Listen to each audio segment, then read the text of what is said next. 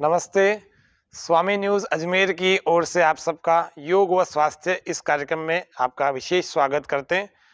आज हम प्रयागराज के गंगा जमुना संगम पर आए हुए हैं और वहाँ पर हमें मिले हैं भारत के एक बहुत अच्छे जीवन धर्म को सिखाने वाले आदरणीय आचार्य श्रद्धेय आचार्य विष्णु मित्र जी, वेदार्थी जी। आचार्य जी, हमारे कार्यक्रम में आपका स्वागत है। नमस्ते जी, योग आचार्य हेमंत जी।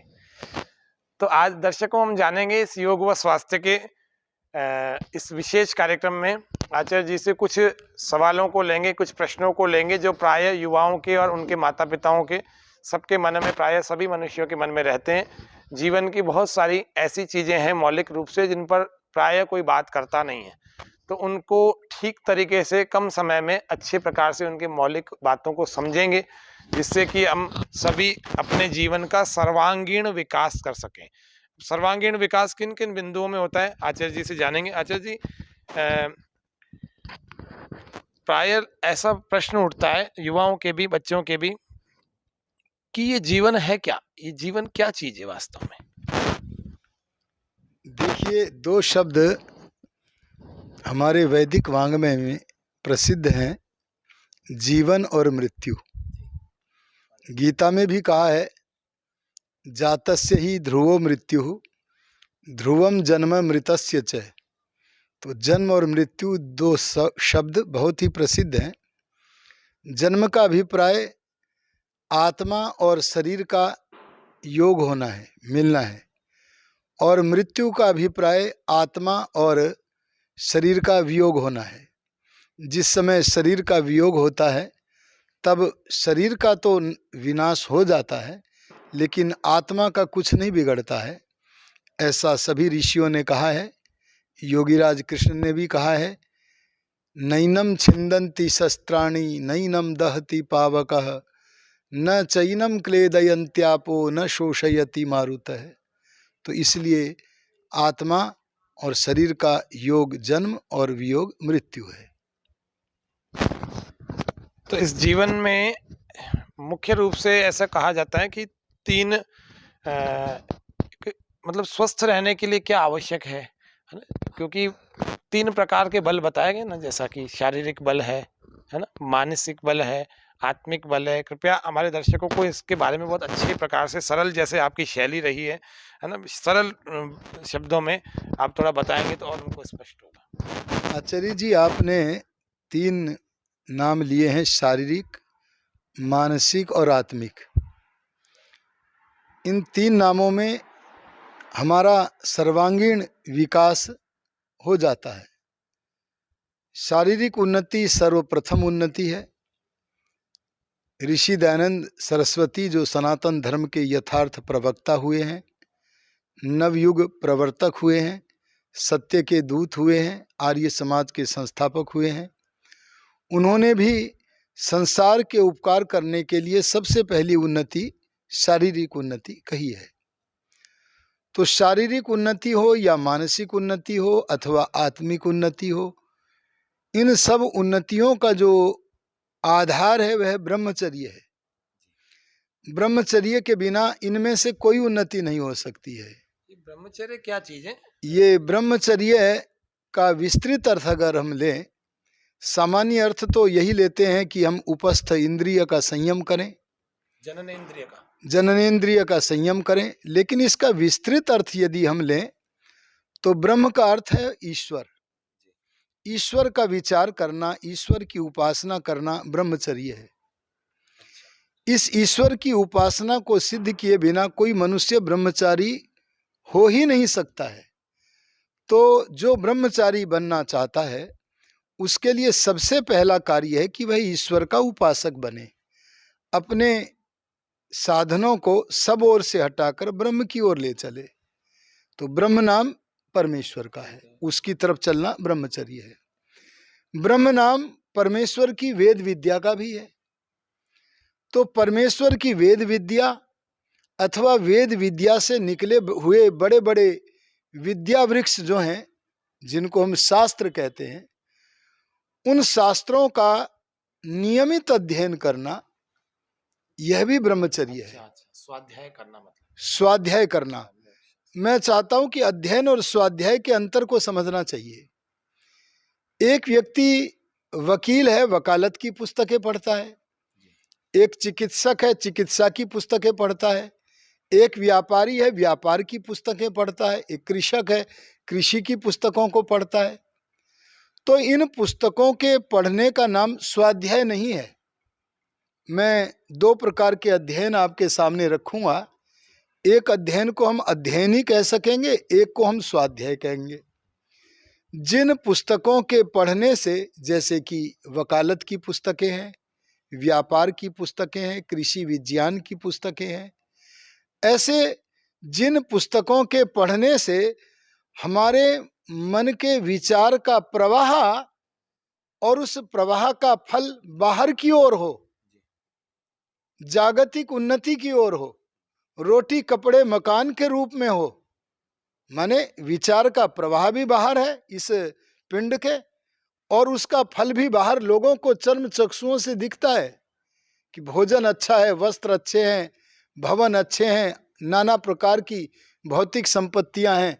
तो उनकी वृद्धि के लिए जो हम अध्ययन करते हैं उसे केवल अध्ययन कहेंगे, और वह करना चाहिए, उसका निषेध नहीं है शास्त्रों में। भौतिक समृद्धि भी आवश्यक है। वयम श्याम पतयो रयिणाम, यह जो इच्छा हमारी होती है वेद के शब्दों में, इसे हम अध्ययन से पूर्ण कर सकते हैं। लेकिन इस अध्ययन से हमारा जीवन पूर्णतया विकसित नहीं हो सकता है, क्योंकि ये सांसारिक उन्नति हमारी साधन है। साध्य जो है वो दूसरा है। वो क्या है? मोक्ष प्राप्त करना, ईश्वर का प्रत्यक्ष करना, साक्षात्कार करना, ब्रह्म का दर्शन करना। बहुत से लोग कहते हैं कि आज तक किसने भगवान को देखा है, लेकिन देखो वेद भगवान क्या कहते हैं, तद विष्णु परमं पदम सदा पश्यन्ति सूरयः दिवीव चक्षुराततम। कहते हैं तद विष्णु, वो जो व्यापक परमात्मा है, जो इंद्रियों से नहीं जाना जा सकता, नहीं न देवा पुनुवन, जिसे इंद्रिय रूप देवताओं से नहीं जाना जा सकता, उसे सूरयः विद्वांसः सदा पश्यन्ति, सदैव देखते हैं। और ऐसे देखते, उपमा देखिएगा आप, जैसे इस सांसारिक में हम व्यवहार में हम सूर्य निकला हो, आंखें खुली हुई हों और समक्ष उपस्थित वस्तु को देखते हैं, ऐसे इंद्रियों से तो नहीं, आत्मा योग साधन से परमात्मा का प्रत्यक्ष करता है। तो ऐसा नहीं कहना चाहिए कि परमात्मा प्रत्यक्ष नहीं है। ऋषि दयानंद तो जब सत्यार्थ प्रकाश को लिखते हैं तो वह कहते हैं त्वमेव प्रत्यक्षम ब्रह्मासि। इस वाक्य को पूर्ववर्ती ऋषि भी कहते हैं, और आगे कहते हैं जो मैं व्याख्यान करूंगा उस व्याख्यान में त्वामेव प्रत्यक्षम ब्रह्म वदिष्यामि, मैं आपको ही है परमपिता परमात्मन ब्रह्म कहूंगा। तो कहने का अभिप्राय यह है कि जिन पुस्तकों के पढ़ने से हमारे मन के विचार का प्रवाह बाहर नहीं अपितु भीतर की ओर हो। भीतर क्या है आचार्य जी? मन। भीतर क्या है? आत्मा। अरे भीतर क्या है पिंड के? परम पिता परमात्मा। तो जिस पुस्तक के पढ़ते हुए विचार करने से हमारे मन का प्रवाह अपने मानसिक उन्नति की ओर हो, आत्मिक उन्नति की ओर हो, परमात्मा के प्रत्यक्ष करने के लिए हो, उस आंतरिक विचार का नाम स्वाध्याय है। और स्वाध्याय इतना आवश्यक है जितना आवश्यक हमारे लिए सूर्य है जीवन के लिए। स्वाध्याय इतना आवश्यक है जितना हमारे लिए बहता हुआ पानी आवश्यक है। उसके बिना हम जीवन की कल्पना नहीं कर सकते। ऐसे ही अगर हम विकसित जीवन की, सार्थक जीवन की, उन्नत जीवन की कल्पना करना चाहते हैं तो हमें अध्ययन के साथ साथ स्वाध्याय भी करना चाहिए। तो स्वाध्याय का अर्थ भी क्या है? ब्रह्मचर्य। एक तीसरी वस्तु है, ब्रह्म नाम है शरीर की मुख्य धातु का, सातवीं धातु का।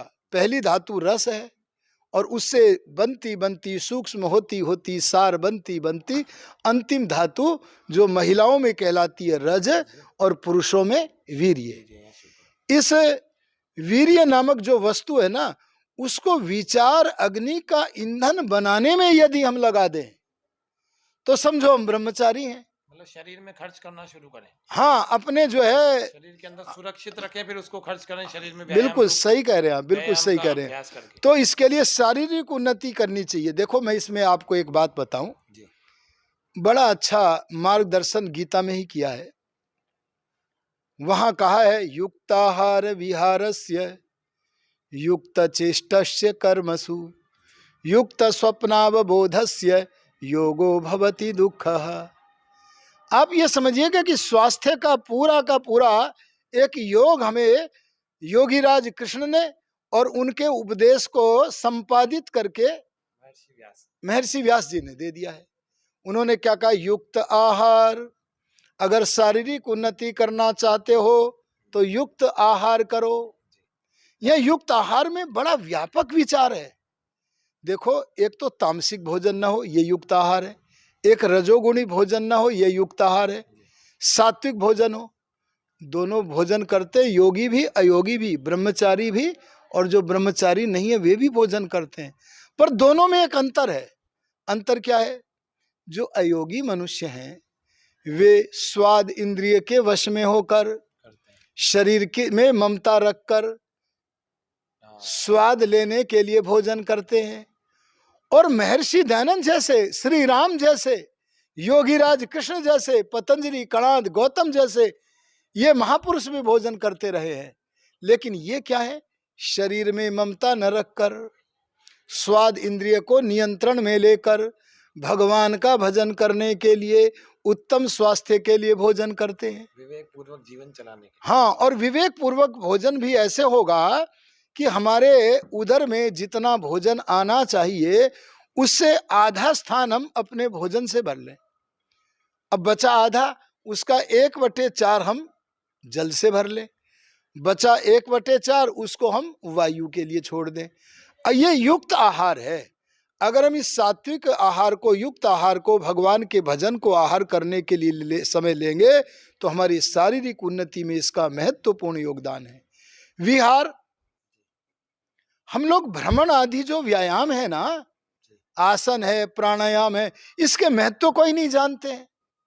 आज का जो सामान्य युवा है, जो स्वाध्याय नहीं करता है, जो पाश्चात्य जगत का अंधानुकरण करता है, वेद की सरणी का अनुगमन नहीं करता है, वह प्राणायाम को क्या जाने। वह तो यह सोचता है कि प्राणायाम में भी श्वास अंदर पहुंचता है और हम सामान्यतया श्वास लेते ही है। लेकिन ध्यान देना, मैं प्राणायाम विषय पर कभी भविष्य में कहूंगा आपसे। प्राणायाम विद्या वह विद्या है कि प्राण के रोकने पर मन को नियंत्रित करना, अथवा मन को किसी स्थान पर नियंत्रित करके वहां प्राण का नियमन करना। ये प्राण विद्या बड़ी व्यापक है। अब तो मैं इतना कहूंगा कि आसन, प्राणायाम, भ्रमण आदि व्यायाम वो युक्त हो। कई लोग बहुत अधिक मात्रा में करते हैं, कई कोई करते भी नहीं है, ऐसा नहीं होना चाहिए। और कई लोग आलस्य, प्रमाद से अपने शरीर को, मन को जकड़कर ऐसे बैठे रहते हैं कि कभी विहार करने की चेष्टा ही नहीं करते। उनका शरीर उनका नहीं होता, वे शरीर के हो जाते हैं।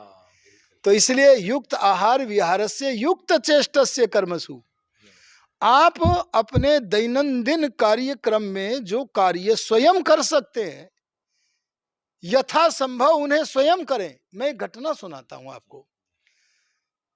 अपने समय के धरा के सबसे बड़े विद्वान और योगी थे, महर्षि दयानंद के बाद उनका आगमन हुआ। मैं तो उनका बड़ा प्रशंसक हूं। उनका नाम है योगीराज स्वामी आत्मानंद महाराज। एक बार वे विद्यार्थियों को पढ़ा करके, जब वो विद्यार्थी पढ़कर गए और अगली वाली कक्षा आने वाली थी तो मध्य में 2 मिनट का अवकाश था। तो स्वामी जी उठे और उठ करके जहां पर घड़ा रखा था जल का, वहां पहुंचे और वहां से लेकर के पानी पीने लगे। तो किसी विद्यार्थी ने श्रद्धावश कहा, कहना ही चाहिए, उसने कहा स्वामी जी आप स्वयं घड़े पर आकर के जल लेने क्यों आ गए? हमसे कहते, हम आपके आदेश का पालन करके आपको जल उपलब्ध करा देते। तब स्वामी जी ने कहा नहीं, जितना कार्य स्वयं हो सके करना चाहिए। तो यहां पर गीता में कहा गया है युक्त चेष्टस्य कर्मसु, अपने जो कर्म हैं उनमें जो चेष्टा है जितनी स्वयं कर सकते हैं युक्ति पूर्वक उनको करना चाहिए। और एक बात और ध्यान रखनी है शारीरिक उन्नति में, समय पर सोना। समय पर क्यों सोना? समय पर क्यों सोना? क्योंकि वेद में कहा है, परमात्मा ने कहा है, क्या कहा है? उद्यंत सूर्य इव सुप्तानाम द्विशताम वर्च आददे। जैसे तेजस्वी वीर अपने शत्रु के तेज का हरण कर लेता है, ठीक वैसे ही सूर्य उदय होते हुए व्यक्ति के तेज का हरण हो जाता है अगर वह सोया रहता है। तो अगर हम चाहते कि वर्चस्वी बने, तेजस्वी बने, अरे महापुरुष बने, महापुरुषों की नामावली में हमारा भी स्थान आवे, तो महापुरुष जो हमारे हुए हैं, ब्रह्मा से लेकर दयानंद पर्यंत, उन ऋषियों का जीवन चरित्र हम जितना समझ सकते हैं समझे। तो समय पर उठने के लिए समय पर सोना आवश्यक है, यह करना आवश्यक है। और वो बड़ा अच्छा वाक्य का, मरणम बिंदु पाते न जीवनम बिंदु धारणा। एक बात मैं आपसे कहूंगा कि ब्रह्मचर्य के लिए प्रत्येक क्षण परिश्रम करना पड़ता है। क्या परिश्रम करना पड़ता है? कि यदि हमारे मन में थोड़ा सा भी विकार आता है तो शरीर की मुख्य धातु वीर्य ही ह्रास को प्राप्त नहीं होती, बल्कि उससे पहली वाली जो धातुएं है ना, वे सारी की सारी ह्रास को प्राप्त होती चली जाती है।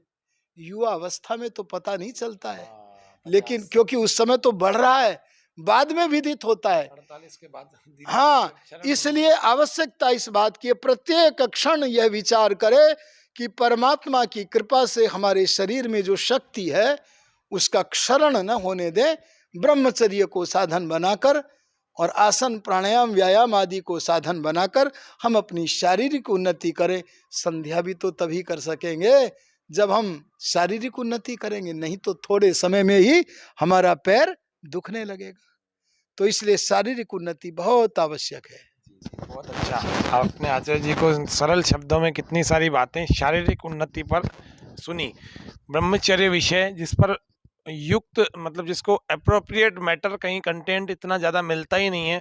आप भी आज यूट्यूब आदि पर भी सर्च करते हैं तो 50 चीज़ें सर्च करने के बाद जाकर के इतना सार के रूप में कोई चीज़ मिलती है। आपको सरल शब्दों में ब्रह्मचर्य का महत्व, जबकि जो कि युवाओं में किशोरावस्था से ही इसका संस्कार पढ़ना चाहिए। इसके संबंध में 2 अनमोल ग्रंथ मैं आपके सामने बताता हूँ।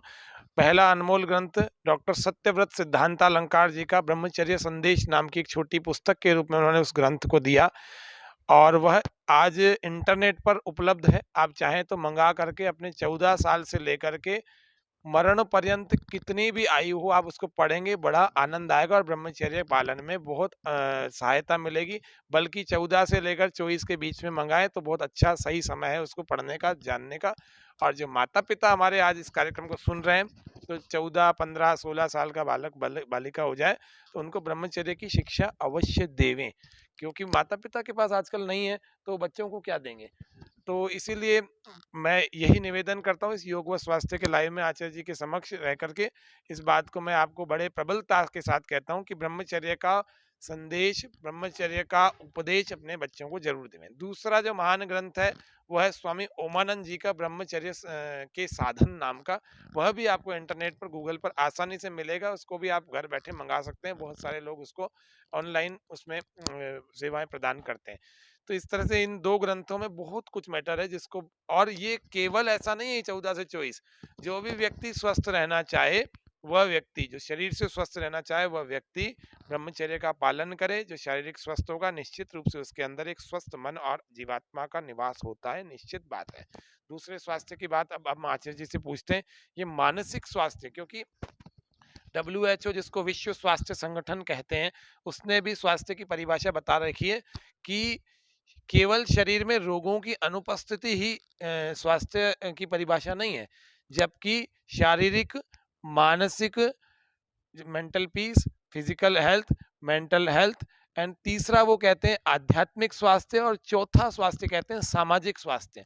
जब इतनी बातें आज डब्ल्यूएचओ वाले भी स्वीकार कर चुके हैं, तो इस पर हमारा भारतीय दर्शन मानसिक स्वास्थ्य पर क्या कहता है आचार्य जी? कैसे मानसिक स्वास्थ्य जिसको अपन प्रज्ञापराध कहते हैं, आज तनाव किस प्रकार से बुद्धि में लोगों के, छोटा बच्चा हो अथवा वृद्ध व्यक्ति हो, ज़्यादा समस्याएँ जीवन में नहीं है, समस्याएँ पहले भी होती थी, आज भी हैं। लेकिन ऐसी नहीं है कि व्यक्ति इतनी बड़ी-बड़े घटनाएँ कर देवे, जिस तरह की आज हो जाती है, जीवन को ही समाप्त कर देते हैं कई। और कई हर दिन अपने जीवन के तनाव को दूर करने के कोई नशा ले करता है, कोई गंदी आदतों में पड़ जाता है और कोई बुरी संगत में पड़ जाता है। ये कैसे हमारा मानसिक स्वास्थ्य हमें वापस मिले? आप आचार्य जी सही कह रहे हैं। हमारे ऋषियों ने कहा है, सब रोगों का मूल प्रज्ञापराध है। मैं इस विषय को स्पष्ट करूं, इससे पहले शारीरिक विषय में एक वाक्य और बोलना चाहूंगा कि वेद में कहा है, जैसे घोड़ा ब्रह्मचर्य के द्वारा घास को खाकर पचा लेता है, ऐसे ए मनुष्य तुम भी ब्रह्मचर्य के द्वारा अपने अन्न को पचाओ। इससे यह बात पता लगी कि यदि हम अपने अन्न को पचाना चाहते हैं, यदि हम अपनी पाचन शक्ति को ठीक करना चाहते हैं, इसी पर तो आधारित है ना शारीरिक उन्नति। तो पाचन शक्ति को सही बनाने के लिए स्वतः संचालित एक प्रक्रिया है, वह है ब्रह्मचर्य। अच्छा, घोड़े के ब्रह्मचर्य की बात क्या है? उसके पास होता है ब्रह्मचर्य स्वाभाविक, उसे कोई प्रयत्न नहीं करना पड़ता। ये जो पेड़ पौधे हैं ना, ये भी ब्रह्मचारी हैं, पर ये इनका ब्रह्मचर्य केवल अपने ईश्वर उपासनादि से संबंधित नहीं है, केवल अपने शरीर को जीवन के धारण बस उतने मात्र के लिए इनका ब्रह्मचर्य उतने अर्थ में सीमित है। तो जैसे अपने स्वाभाविक ब्रह्मचर्य के द्वारा ये घोड़े आदि अपने आहार को पचाते हैं, ऐसे ही हम मनुष्यों को भी ब्रह्मचर्य का मनसा वाचा कर्मणा पूर्णतया पालन करते हुए अपनी पाचन शक्ति को विवृद्ध करना चाहिए। आपने पूछा कि हम अपने मानसिक बल को कैसे बढ़ाएं। देखो, शारीरिक बल तो आचार्य जी बहुत ऊंचा है, पर मानसिक बल और भी ऊंचा है। कभी कभी शारीरिक बल का धनी व्यक्ति मानसिक बल से यदि निर्बल हो तो सर झुका देता है। आपने सुना होगा, बड़ा प्रसिद्ध है, मन के जीते जीत है, मन के हारे हार। तो अगर हम बादाम खाकर, गाय का दूध पीकर, सात्विक भोजन करके अपने शरीर को पुष्ट कर सकते हैं, तो मन को पुष्ट करने का प्रकार भोजन क्या है, इसके लिए वेद भगवान बड़ा अच्छा उपदेश करता है। और हम लोग बोला भी करते हैं, संभवतः सब लोग ध्यान नहीं देते होंगे। और वह हम क्या बोलते हैं, सोने से पहले भी बोलते हैं, तन्मे मनः शिव संकल्पमस्तु। अगर हम मन को शिव माने कल्याणकारी विचारों की सामग्री दे दें, तो हमारा मन क्या होगा, बलवान, मनोबल बढ़ेगा। और अगर हम अपने मन के भीतर कल्याणकारी विचार न देकर उनके भीतर अशुभ विचार डाल दें, तो मन क्या हो जाएगा, निर्बल। और हम कहते फिरेंगे, कोई आप हमें व्रत दिला दें और हम पालन न करें, तो हम कहेंगे अरे क्या करें, हमारी निर्बलता हमें व्रत को पालन करने नहीं देती। लेकिन जिस समय मन में शिव संकल्प, अरे वेदादि सत्य शास्त्रों के प्रचार प्रसार करने जैसे नाना प्रकार के शिव संकल्प आ जाएंगे, उस समय इन वस्तुओं के धरने पर, शिव संकल्प रूपी वस्तुओं को मन को भेंट करने से हमारा मन बलवान बनेगा, मानसिक उन्नति होगी। इसके लिए आप स्वामी श्रद्धानंद जी का जीवन चरित्र पढ़ें, पंडित लेखराम जी का पढ़ें, गुरुदत्त जी का पढ़ें, श्री राम आदि का तो पढ़ें ही। तो इसलिए हमें अपने मन को बढ़ाने के, बल को बढ़ाने के लिए मैं संक्षेप में अब तो यही कहूँगा कि इसमें शुभ विचारधारा का प्रवेश कराएं। शुभ विचार स्वाध्याय से आएंगे। शुभ विचार, अच्छे ऋषियों की पुस्तकों अच्छे विचारों को पढ़ने से ज्ञान होगा। यह हमारे ज्ञान की पहली अवस्था है, पढ़ना और सुनना। उसके बाद यह सही है या गलत है, इसे तर्क युक्तियों से बुद्धि के क्षेत्र में मनन करेंगे और बुद्धि के क्षेत्र में ही रहकर उसे निधिध्यासन धारण भी करेंगे। जब धारण कर गए, अगर हम केवल पढ़ गए या केवल पढ़ करके मनन कर गए, इतने मात्र से हमारा मन बलवान नहीं होगा, बल्कि मनन करके उसे अपने जीवन में धारण कर गए, तो मन के बलवान होने को कोई नहीं रोक सकता, ऐसा परमात्मा कह रहे हैं। अभी कोई तनाव में व्यक्ति है, मान लो आपकी और मेरे पास आता है, हाँ, अभी हम तुरंत उसको क्या सलाह देंगे भी क्या करो? देखिएगा, तनावग्रस्त व्यक्ति तब होता है, मुझे स्वामी आत्मानंद जी के जीवन की एक घटना याद आती है, उसे आपके सामने प्रस्तुत करके इस विषय को स्पष्ट करता हूं। स्वामी आत्मानंद जी का पहला नाम था विद्यार्थी काल में मुक्तिराम। वे विद्यार्थी काल में ही बन गए मुक्तिराम उपाध्याय। उनकी बुद्धि बहुत तीव्र थी। उनके जितने भी विद्यार्थी थे सब जानते थे कि हम में सबसे तीव्र बुद्धि का अगर कोई छात्र है तो वो मुक्तिराम उपाध्याय है। एक दिन उनके एक मित्र ने पूछा कि मुक्तिराम जी, आपकी बुद्धि इतनी तीव्र कैसे हो गई? मैं तनाव विषय पर ही आऊंगा। तो अगर कोई किसी से पूछे आपकी बुद्धि तीव्र कैसे हो गई, तो तीव्र कैसे हुई उस विषय में बताने के लिए अपनी यानी आत्म प्रशंसा हो जाएगी। पर स्वामी जी अर्थात मुक्तिराम उपाध्याय जी नहीं चाहते थे। तब उन्होंने उत्तर को टाला, और उत्तर को टालते हुए उनके मुख से वाक्य निकल गया, अरे ये बुद्धि तो जब तेज होनी होती है हो ही जाती है। मैं तो बस प्रसन्न रहने का यत्न करता हूं। यही तो है प्रसन्न रहने का यत्न करना, तनाव मुक्त होना। अब उन्होंने पूछा कि मुक्तिराम मित्र, यही बता दो प्रसन्न कैसे रहते हो? तब उन्होंने कहा, देखो प्रसन्न रहने का एक उपाय है, वो जो मैं बोल रहा था ना, शिव संकल्प मस्तु, उससे जुड़ करके वही उत्तर दिया उन्होंने। क्या कहा? मैं कोई भी वचन, मैं कोई भी कर्म, मैं कोई भी विचार, मन वाणी कर्म तीनों हो गए, बोले सत्य के अनुसार ही करता हूं। अब उस पूछने वाले उनके मित्र ने पूछा, असत्य भाषण करने से किसी भी मृषावादी को कैसे तनाव हो जाता है, कैसे अप्रसन्नता हो जाती है? तो उन्होंने कहा, देखो मृषावादी, मिथ्यावादी बोल करके मौन नहीं होता है, बल्कि अपने असत्य भाषण को छिपाने के लिए उसे भीतर ही प्रयत्न करना पड़ता है कि अब मैंने झूठ बोला, अगला प्रश्न आने वाला है, उसको छिपाने के लिए मुझे क्या उत्तर देना चाहिए? ये जो आंतरिक प्रयत्न होगा ना असत्य को छिपाने के लिए, ये हमारे अंदर उपद्रव पैदा करेगा। उपद्रव माने अशांति पैदा करेगा, तनाव पैदा करेगा।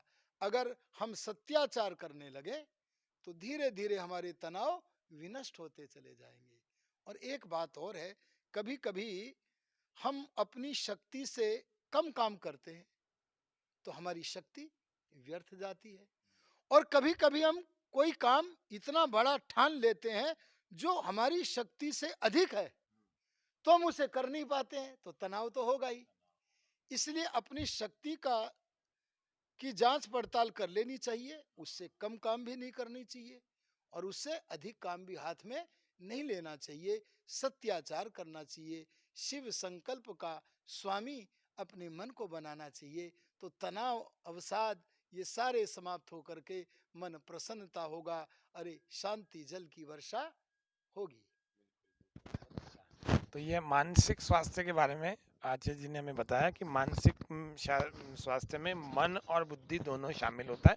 मानसिक स्वास्थ्य, बौद्धिक स्वास्थ्य। तो ये मेंटल हेल्थ की बात की, शारीरिक स्वास्थ्य और मानसिक स्वास्थ्य। अब हम बहुत संक्षिप्त में आत्मिक स्वास्थ्य के बारे में भी जानेंगे कि ये आध्यात्मिक स्वास्थ्य या आत्मिक स्वास्थ्य है क्या।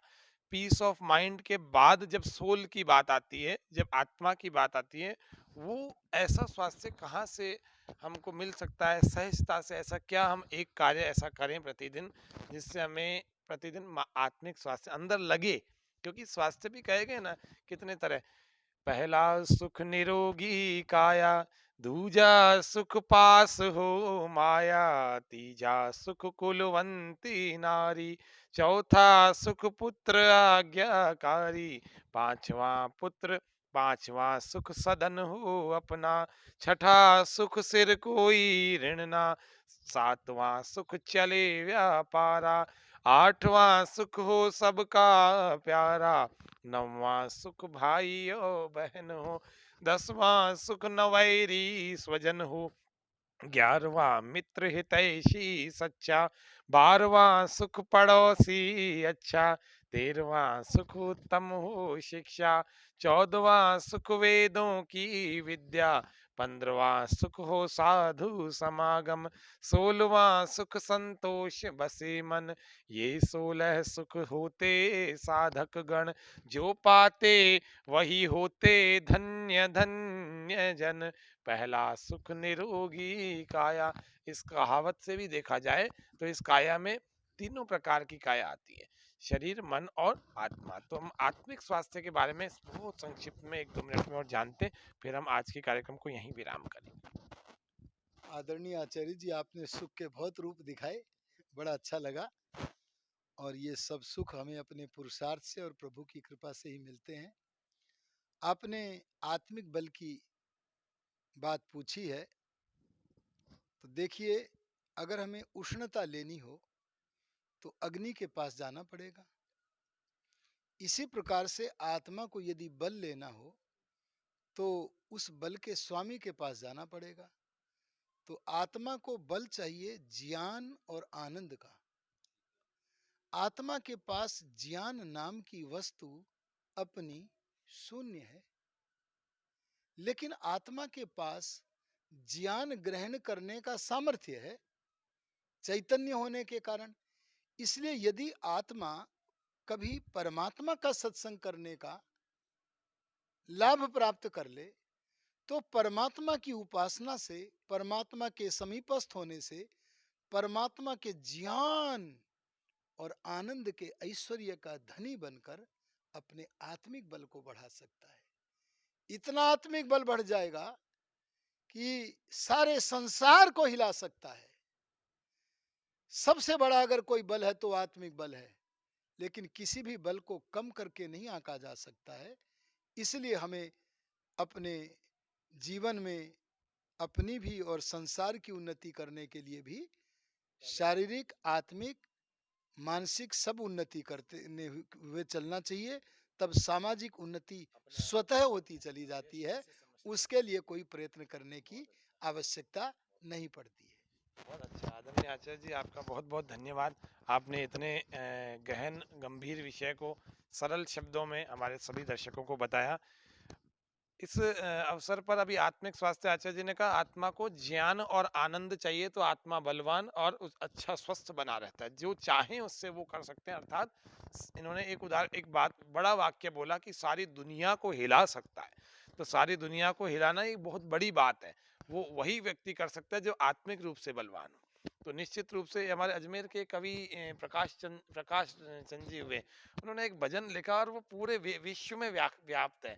जिसको देखो उस भजन को गा गा के रिकॉर्ड करके इंटरनेट आदि पर डालते हैं। वो भजन है, आनंद स्रोत बह रहा, तू क्यों उदास है, आनंद स्रोत बह रहा, अचरज है जल में रह के भी मछली को प्यास है, आनंद स्रोत बह रहा, तू क्यों उदास है, टुक ज्ञान चक्षु खोल जरा देख तो सही, टुक ज्ञान चक्षु खोल जरा देख तो सही, जिसको तू ढूंढता वो सदा तेरे पास है, आनंद स्रोत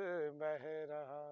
वो कहते हैं, इसी आत्मिक स्वास्थ्य के बारे में अंतिम में एक पंक्ति लिखते हैं, कुछ तो समय निकाल आत्म शुद्धि के लिए, कुछ तो समय निकाल आत्म शुद्धि के लिए, नर जन्म का उद्देश्य न केवल विलास है, आनंद स्रोत बह रहा, तू क्यों उदास है, आनंद स्रोत बह रहा। तो मैं सभी नौजवानों को भी यही संदेश अंतिम में देना चाहता हूँ कि नौजवान दुर्व्यसन बुराइयों में फंस रहे, आज नौजवान भी बीमारियों में फंस रहे, उठो जागो योग से, उठो जागो योग से, निरोगी बनो रे, भोगी नहीं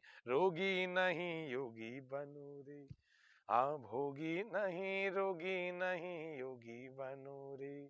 तो ये योगी बनने के लिए ही यह कार्यक्रम हमने चलाया है। योग व स्वास्थ्य इसका टाइटल है, इसका शीर्षक है। और इस कार्यक्रम का लाभ हम चाहते हैं कि समाज इसका उठाए। निश्चित रूप से अलग अलग विद्वानों का यहाँ पर साप्ताहिक रूप से अलग अलग विद्वानों को हम लेते हैं और उन विद्वानों के ज्ञान का लाभ मिले। निश्चित रूप से आपको देखो धैर्य रख के सुनना तो पड़ेगा, क्योंकि बिना थ्योरी के प्रैक्टिकल हो नहीं सकेगा। इसीलिए थ्योरी में मजबूत हो गए, सिद्धांत पक्के होंगे। और इसके बारे में भी अगर और कुछ स्पष्ट नहीं होता तो इस कार्यक्रम के नीचे आप लिंक इसमें कमेंट सेक्शन में आप कमेंट करें। आचार्य जी का हम फिर कार्यक्रम कराएंगे, फिर कभी हमारा मिलना होगा, फिर दोबारा कराएंगे, नहीं तो इनका रिकॉर्ड करके मंगाएंगे, फिर चलाएंगे आपके इस टीवी चैनल पर। तो आप लोग इसको देखें, समझें, सुने। और अन्यथा आचार्य जी के और भी यूट्यूब पर आप इनके आचार्य विष्णु मित्र विद्यार्थी लिखेंगे तो इनके सैकड़ों हजारों प्रवचन भरे हुए हैं। आप इसको सुन करके लाभ उठाएं और अच्छे विचारों से, शुभ संकल्पों से भरे शारीरिक, मानसिक और आत्मिक स्वास्थ्य पाएं। आज इतना ही रखते हैं। जय हिंद, जय भारत। ओ नमस्ते।